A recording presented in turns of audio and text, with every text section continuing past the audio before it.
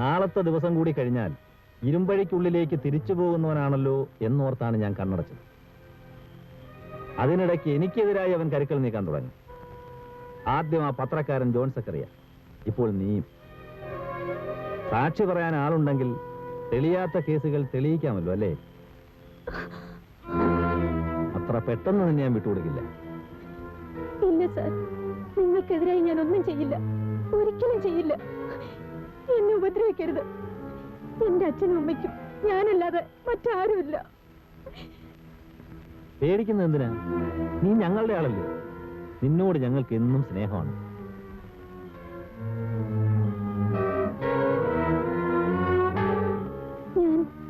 ഞാൻ പോട്ടെ സാർ.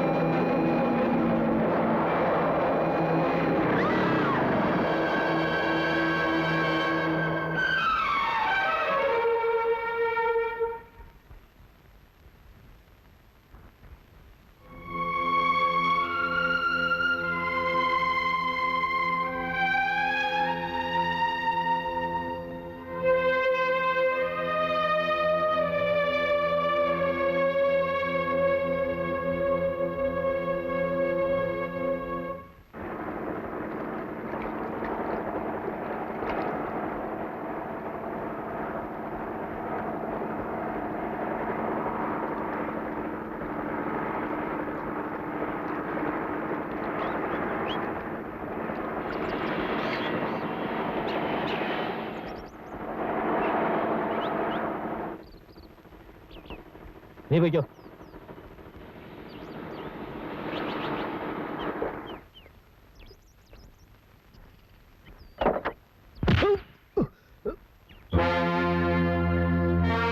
ഞാൻ തന്നെ ബെൻ നരേന്ദ്രൻ.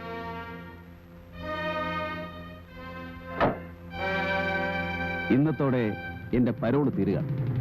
തിരിച്ചു പോകുന്നതിന് മുമ്പ് നിങ്ങളെ ഒന്ന് കാണണമെന്ന് തോന്നി. സമൂഹത്തിൽ ആരൊക്കെ എങ്ങനെയൊക്കെ ജീവിക്കണമെന്ന് തീരുമാനിക്കുന്നത് നിങ്ങളും നിങ്ങളുടെ സുഹൃത്തുക്കളുമാണല്ലോ. നിയമത്തിന്റെ മുമ്പിൽ നിങ്ങൾ എന്നും സത്യസന്ധന്മാർ. നിങ്ങൾ ചെയ്യുന്ന കുറ്റങ്ങൾക്ക് തെളിവുകളില്ല, സാക്ഷികളില്ല.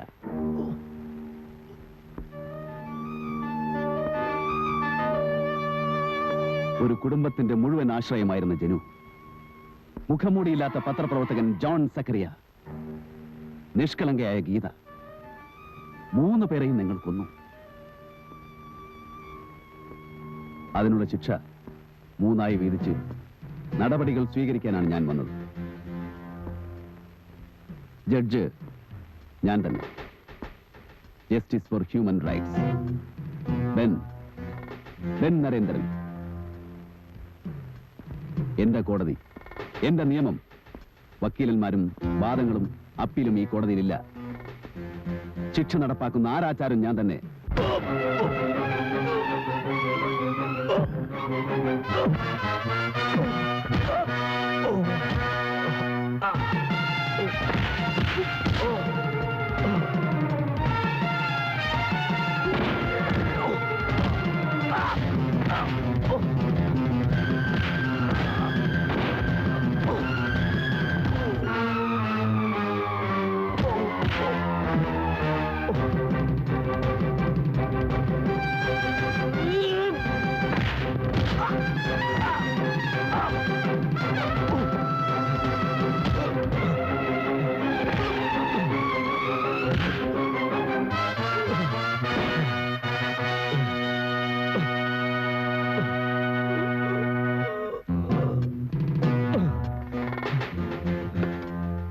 നിങ്ങളുടെ സുഹൃത്തുക്കളെ വിളിച്ച് ഞാൻ പറഞ്ഞു തരുന്ന വാചകങ്ങൾ അവരോട് പറയണം.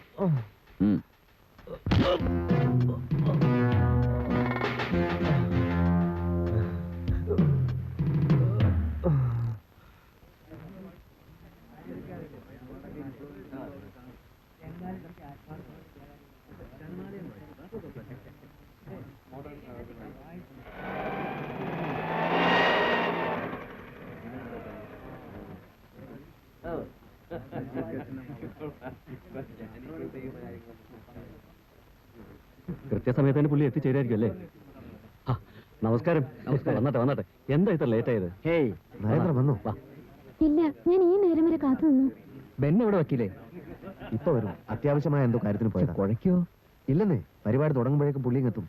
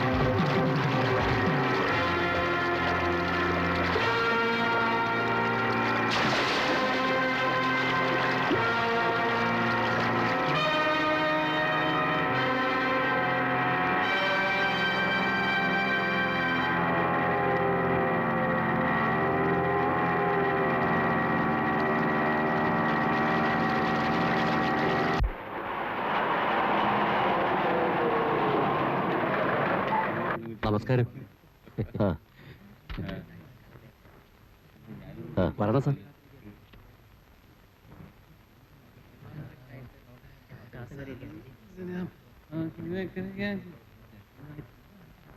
സുഹൃത്തുക്കളെ, പരിപാടികൾ ആരംഭിക്കാറായി.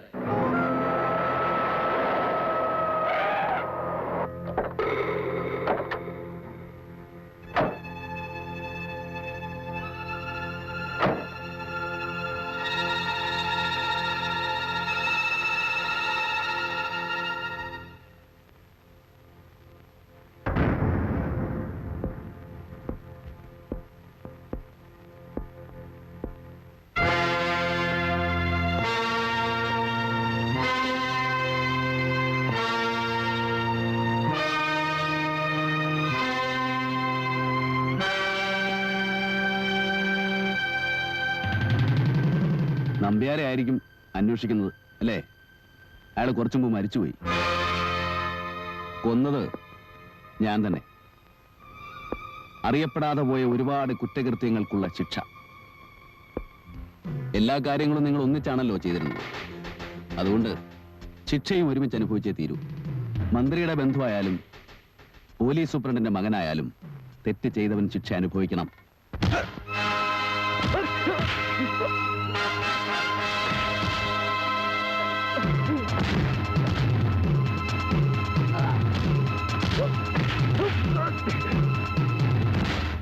സാഹിത്യകാരന്മാർ സമൂഹത്തിന്റെ രക്ഷകരാണ്. അവർ സമൂഹത്തിലെ തിന്മകളെക്കുറിച്ച് എഴുതിയാൽ മാത്രം പോരാ, തിന്മകൾക്കെതിരായി ശക്തമായി പോരാടുകയും വേണം.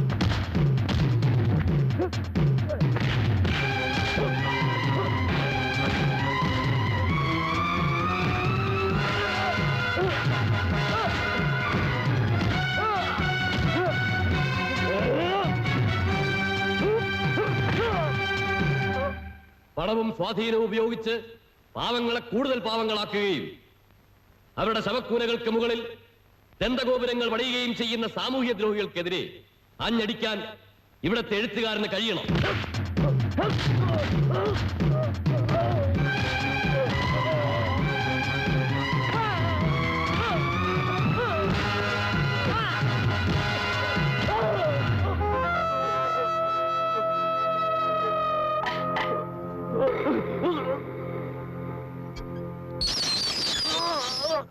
ശരണാലയം എന്ന നോവലിൽ ഗ്രന്ഥകർത്താവായ ശ്രീ ബെൻ ശവപ്പറമ്പിൽ പോലും വ്യഭിചരിക്കപ്പെടുന്ന ശപിക്കപ്പെട്ട സ്ത്രീജന്മത്തെ വരച്ചു കാട്ടിയിരിക്കുന്നു.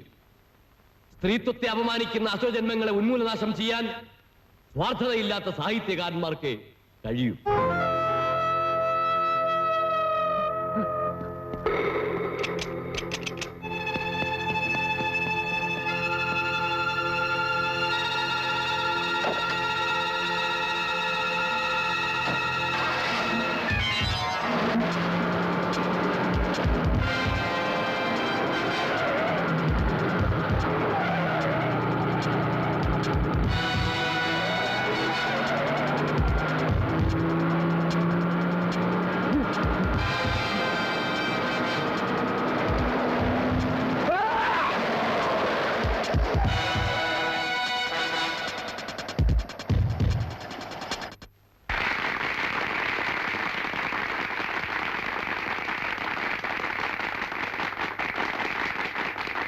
അടുത്തതായി അവാർഡ് വിതരണം.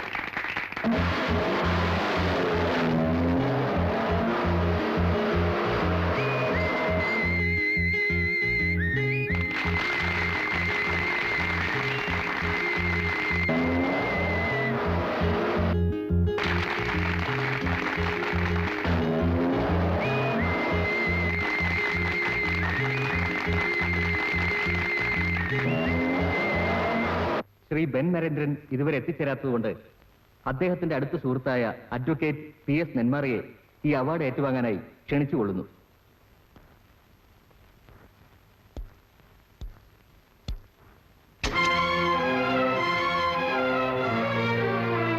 ബെൻ വന്നു.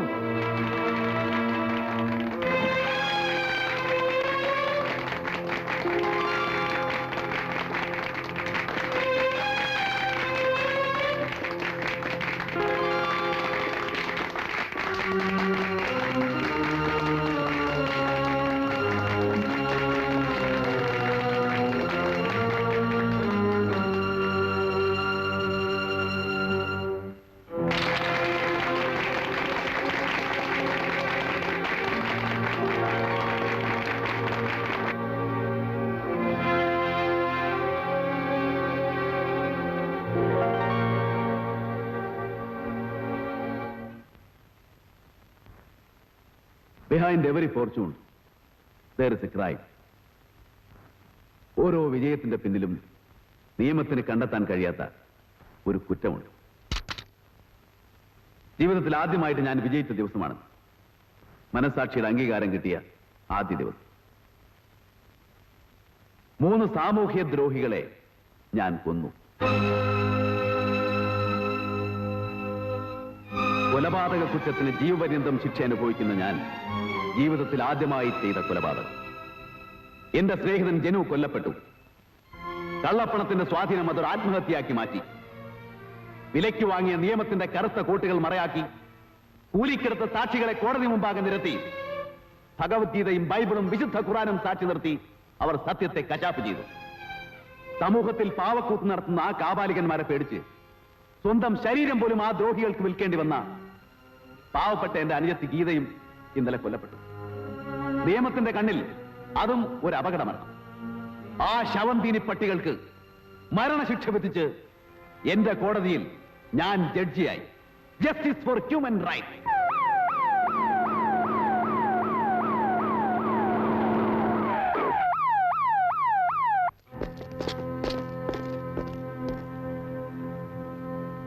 പോകാൻ സമയമായി.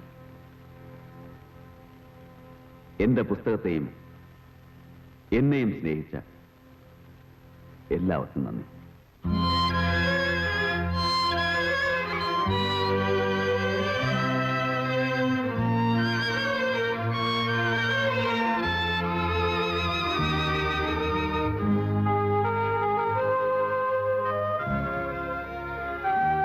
ഇനിയും എന്നെ പരോളിലിറക്കി ബുദ്ധിമുട്ടേണ്ടി വരില്ല. പരോളിലിറങ്ങി ഒരു കൊലപ്പുള്ളി കൊലപാതകം ചെയ്താൽ കിട്ടുന്ന ശിക്ഷ എന്താണെന്ന് എനിക്കറിയാം. പാഴായി പോകുമായിരുന്ന ഒരു ജന്മമാണ് എന്റേത്. ഇന്ന് അതിനൊരു അർത്ഥമുണ്ടായി.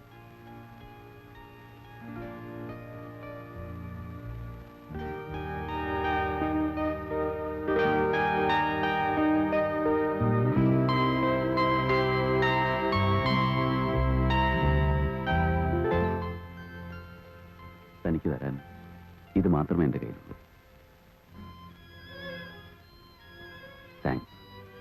Thanks for everything.